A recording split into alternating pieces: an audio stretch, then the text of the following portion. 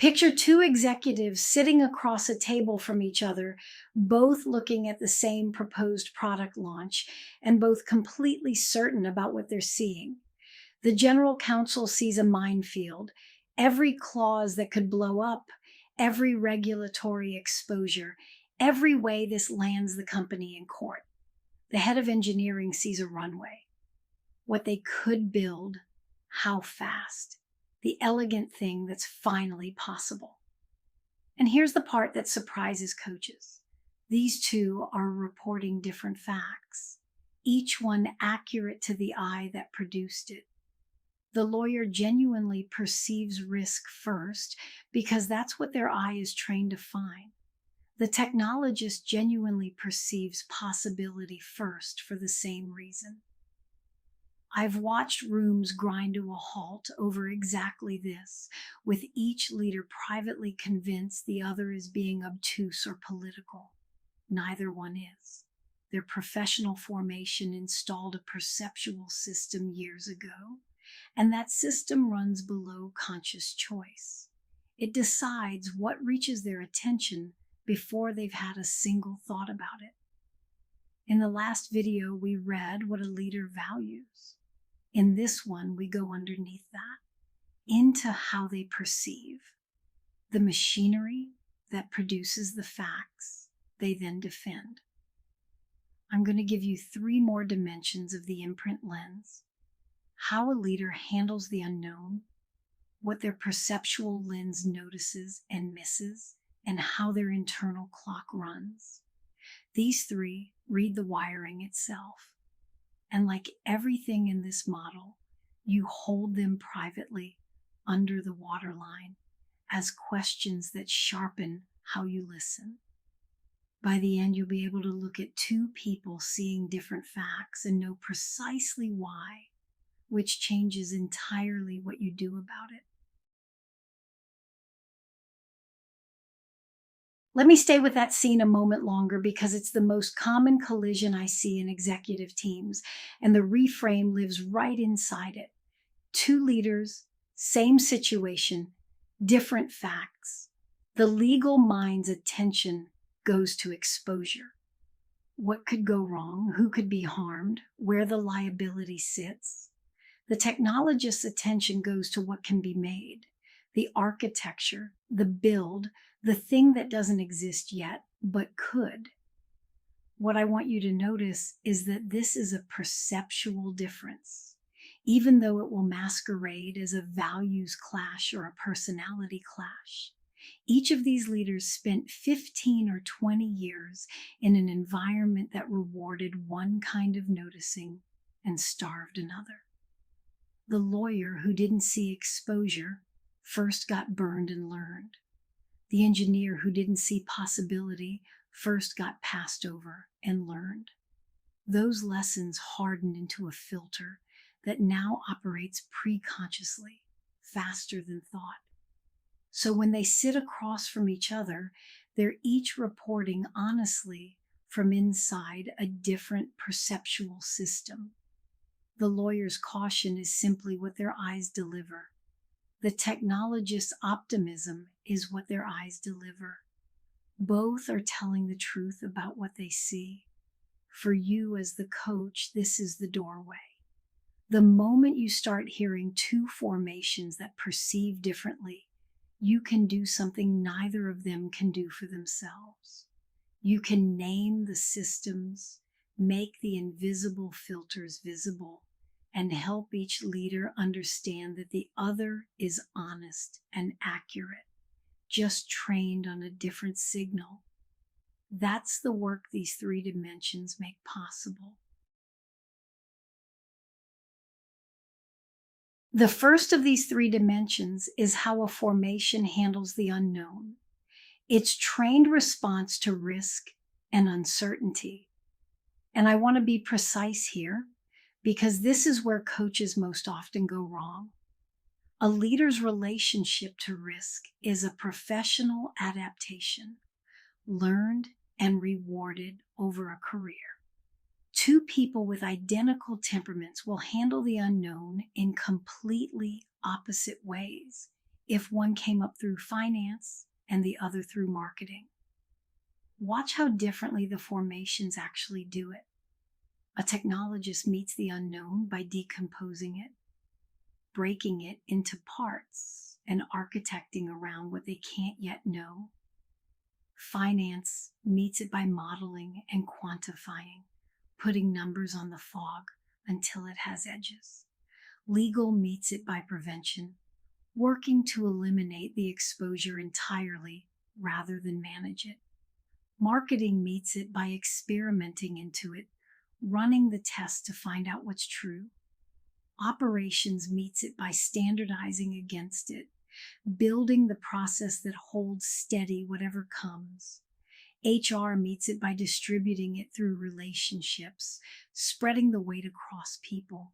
And product meets it by metabolizing it through iteration, digesting uncertainty cycle by cycle. Each of these is a form of competence. They're peers, not a ranking.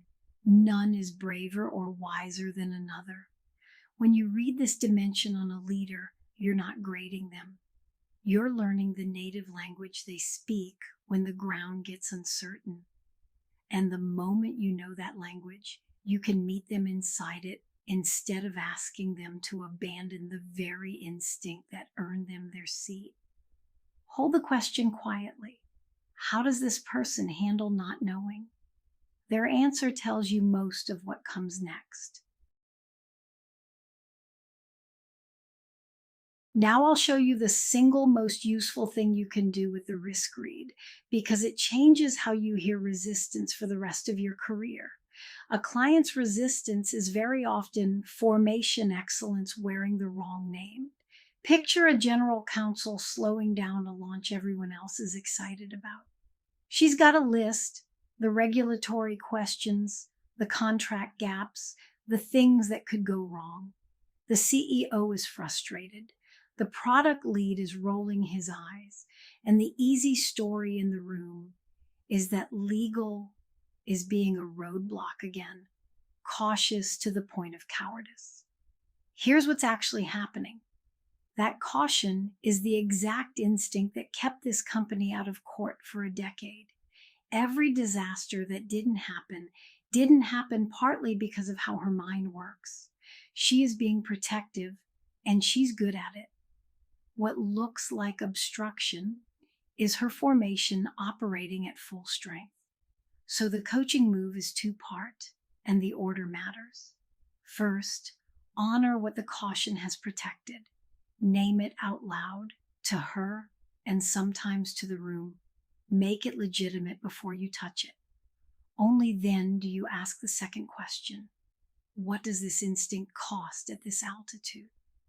Because the very strength that kept a mid-sized company safe can throttle a company that now needs to move. You're not asking her to stop being careful. You're asking her to notice where her gift has tipped past its usefulness. Honor first, then open the cost. Reframe resistance as excellence, and the whole conversation changes temperature. The second dimension is the lens, how a leader processes information. This is the complete perceptual system that formation installs in someone before they're aware of it, and it has 4 working parts. Knowing all 4 lets you read a leader with real precision. The first part is the attentional filter, what they notice first, before any deliberate thought. In the unknown, the lawyer sees exposure, the technologist sees possibility. That's the filter firing. The second part is the structuring logic. Once they've noticed something, how do they organize it? An engineer builds a system diagram in their head. A financier builds a model. A storyteller builds a narrative. Same information, different architecture. The third part is the epistemic standard. What counts as valid evidence to this person? This is subtle, and it matters enormously. For a CFO, a thing becomes real once it's in the numbers. For a marketer, it's real once it's tested against an audience. For a lawyer, it's settled once it's grounded in precedent. You can offer a leader a true and important insight, and if it doesn't arrive in the currency of evidence they trust, it simply won't register. The fourth part is the trained blind spot, what they systematically miss. And this one is structural, the shadow cast by the filter itself. Whatever you're built to notice first means there's a whole category you're built to notice last, or never. The leader who sees risk everywhere often can't feel opportunity. The strength and the blindness are the same machinery, pointed in opposite directions. Here's where the lens becomes immediately practical. It's your translation guide. The same good question can bounce off one leader and land perfectly in another, and the difference is whether you spoke it in the evidence they trust. Suppose you want to ask a leader, in essence, what would have to be true for this to work? To a CFO, frame it as a model. What would the scenario analysis have to show for you to back this? Now the question has arrived in numbers, the currency they treat as real, and they can actually engage it. To a CTO, frame the same question as a system. What would the architecture have to prove for you to trust it? Same question, spoken as structure and evidence the technologist respects, and it lands. I watch coaches ask beautiful, clean questions that go nowhere, and the problem is rarely the question. The problem is that it was framed in a language the leader's lens doesn't read. So when a question bounces, before you decide it was the wrong question, try reframing it into their evidence language and ask it again. Often it was the right question, wearing the wrong clothes. And then the deeper move, the one that turns the lens into a compass. When a client keeps hitting friction in one specific place, the same stuck spot, the same thing they can't quite get traction on, check whether that friction maps to their formation's blind spot. Because if it does, the lens has already done your scouting for you. It's pointed straight at the territory the work needs to go. The thing they systematically can't see is very often the thing the coaching is for. The third dimension is the leader's natural time horizon, the temporal default their formation trained into them. It has a few parts worth naming: how far out they plan, how far out they evaluate results, how long their patience runs before they need to see movement, and a velocity axis, how fast their world expects things to happen. The reason this matters so much is a single overused phrase: think more strategically. Coaches and executives throw it around as if strategic means one fixed distance. It means a different distance per formation. For a technologist, thinking strategically might mean 18 months out, and their real strategic move is often recognizing that the architecture choices they're making right now already are the strategy, rather than waiting for some separate 10-year vision to descend. For a different formation, strategic genuinely does mean a decade. When you tell a leader to think more strategically without knowing their native horizon, you're often asking them to abandon a perfectly tuned clock for one that doesn't fit their world. Look at the range across formations. Legal runs the steepest gradient of all. They think in years and decades, and they're uniquely backward-facing, reasoning forward through precedent, through what has already been settled. Marketing runs the fastest clock in the building, days to months, and it's structurally bimodal. swinging between the immediate campaign and the long brand. Between those poles sits everyone else, each tuned to the tempo their function rewards. Hold the question quietly. How far out and how fast does this person's default clock actually run? Before you read a leader's clock as a problem, I want to plant a warning because this is where good coaches accidentally do harm. The natural time horizon is an adaptation, and adaptations are intelligent. When you treat a leader's tempo as a deficit to correct, you're correcting the very thing that made them effective. Take the marketer with a short horizon, days and weeks, always pulling toward the next launch. The easy read is impatience, a failure to think long term. The accurate read is that they're tuned to a fast-moving market where the cost of being slow is death, and their quickness is a finely calibrated response to that reality. Their short clock is competence in a fast environment. And the technologist who seems not to be thinking strategically, look again. Their strategic move may be the recognition that the architecture decisions sitting in front of them today are the strategy. That choosing how the system is built this quarter shapes everything the company can do for years. They've located the long term inside the technical present, where it actually lives for them. So the discipline here is simple to say and hard to practice. Read the clock and let it stand on its own terms rather than correcting it to a single default.